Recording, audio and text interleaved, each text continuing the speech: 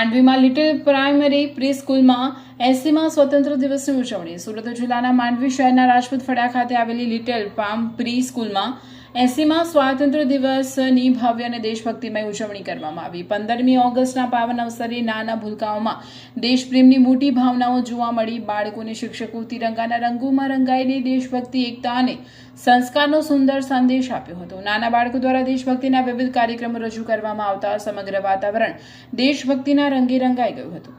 નાના હૃદયોમાં રહેલો દેશપ્રેમ અને તિરંગા પ્રત્યેનો ઉત્સાહ સૌના આકર્ષણનું કેન્દ્ર બન્યો।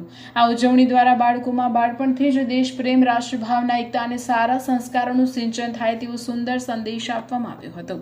રિપોર્ટર ધર્મેન્દ્રસિંહ ડુમાસિયા, માંડવી।